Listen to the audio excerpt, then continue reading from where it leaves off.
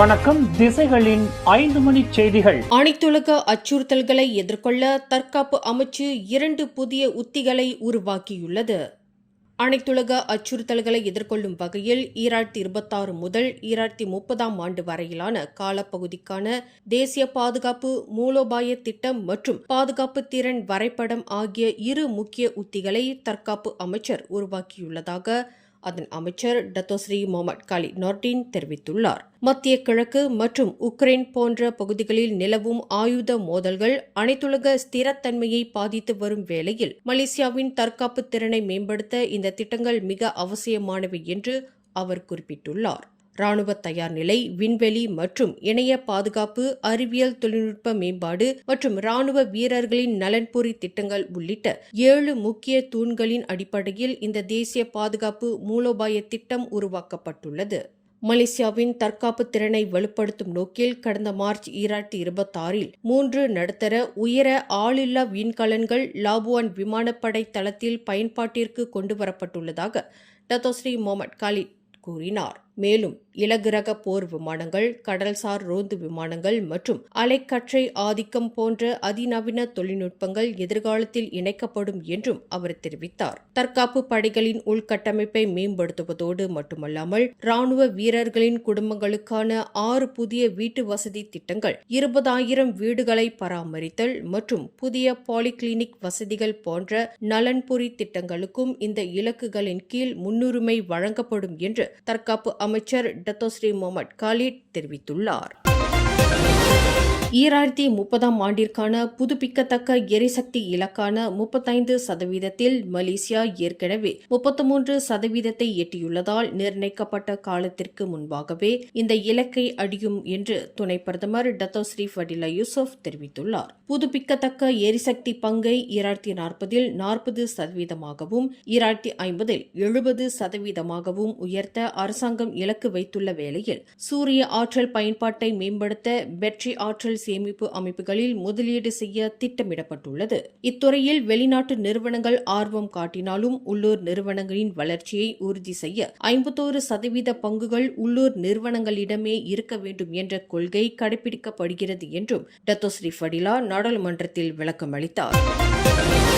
Police படை தலைவருக்கு எதிராக நீதிமன்ற அவமதிப்பு வழக்கு தொடரப்பட வேண்டும் என கூறி முன்னாள் பாலர் பள்ளி ஆசிரியையான இந்திரா காந்தி தொடுத்த வழக்கு மனுவை இப்போ உயர்நீதிமன்றம் தள்ளுபடி செய்துள்ளது. இந்திரா காந்தியின் முன்னாள் கணவர் முகமது ரிட்வான் என்ற பத்மநாதன் இருக்கும் இடம் குறித்த புதிய தகவல்கள் கிடைத்ததன் அடிப்படையில் போலீசார் ஏற்கனவே விசாரணையை தொடங்கிவிட்டனர் என்றும் அந்த விசாரணை இன்னும் நடந்து வருவதாகவும் நீதிமன்றம் தெரிவித்துள்ளது. எனவே நீதிமன்ற உத்தரவுகளை போலீசார் மதிக்கவில்லை அல்லது செயல்படுத்த மறுத்துவிட்டனர் என்று தற்போதைய நிலையில் முடிவு செய்ய முடியாது என்று நீதிபதி விளக்கியுள்ளார்.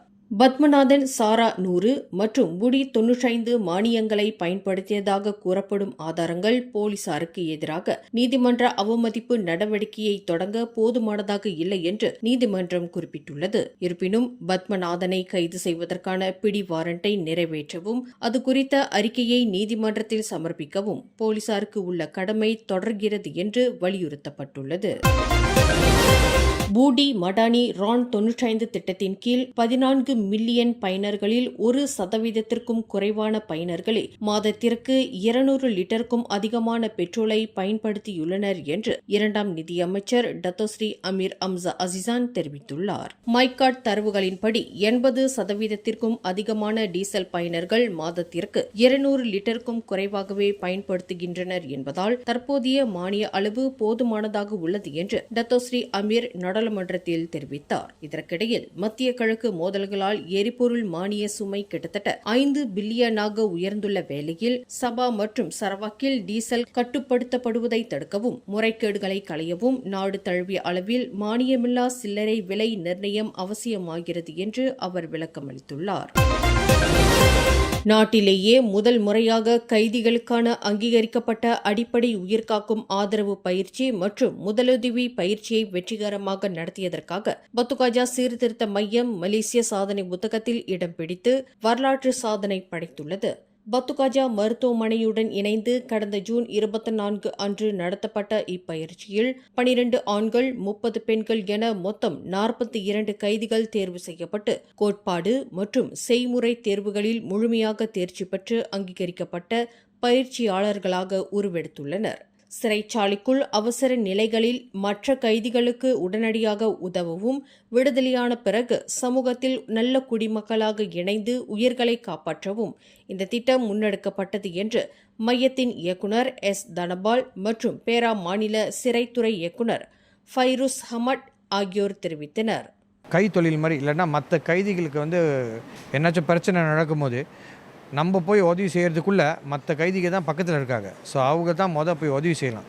அட் த சேம் டைம் அவங்க வெளியாகியோன்னே மற்ற அவங்க கைதிகளுக்கு ஒரு பிளாக் மார்க் இல்லாமல் அவங்க வெளியாகி மற்ற ஆளுக்கு இந்த மாதிரி எமர்ஜென்சி நடக்கும்போது அவங்க ரொம்ப இந்த மாதிரி உதவி செஞ்சு ஒரு உயிரை காப்பாற்றலாம். ஸோ அதுதான் நம்ம இங்கே இந்த சிறைச்சாலையில் செய்ய விரும்பினோம். மருத்துவமனை இயக்குனர் டாக்டர் ஜே. ஜெயக்குமரன் மற்றும் டாக்டர் ஜெயேந்திரன் குழுவினரின் வழிகாட்டுதலோடு வழங்கப்பட்ட இந்த சான்றிதழ்களில் கைதிகளின் எதிர்கால வேலை வாய்ப்பை கருத்தில் கொண்டு சிறைச்சாலையின் பெயர் குறிப்பிடப்படவில்லை. நாங்கள் யோசித்தது வித்தியாசமான ஒரு ப்ரோக்ராம் ஒன்று செய்யணும். அந்த ப்ரோக்ராமால் கைதிங்களுக்கு அவங்க இந்த சிறைச்சாலையில் இருக்கிறப்பையும் சரி, அவங்க நாளைக்கு விடுவிக்கப்பட்டு வெளியில் போனதுக்கப்புறமும் அவங்களுக்கு அது ஒரு நல்ல ஒரு வேல்யூ அது இருக்கிறனால அவங்களுக்கு வேலை வாய்ப்பாக இருந்தாலும் சரி, இல்லை அதாவது மக்களாக இருக்கிறப்பவே அவங்களுக்கு இந்த மாதிரி ஒரு எமர்ஜென்சி சுச்சுவேஷன் இந்த மாதிரி வர்றப்ப அவங்களால அந்த ஃபர்ஸ்ட் ரெஸ்பான்ஸ்னு சொல்லுவாங்க, அதை அவங்களால தர முடியும். பாருங்களேன், இதனால் விடுதலையான பிறகு எந்தவித சமூக முத்திரையும் இல்லாமல் அவர்கள் வேலை வாய்ப்புகளுக்கு விண்ணப்பிக்க முடியும் என்று கூறப்பட்டுள்ளது. இந்த பயனுள்ள பயிற்சி தங்களுக்கு புதிய வாழ்க்கையை தொடங்கவும், அவசர காலங்களில் குடும்பத்தினருக்கும் பொதுமக்களுக்கும் உதவவும் பெரும் நம்பிக்கையை அளித்துள்ளதாக பயிற்சியில் பங்கேற்ற கைதிகள் தங்களின் மகிழ்ச்சியை பகிர்ந்து கொண்டனர்.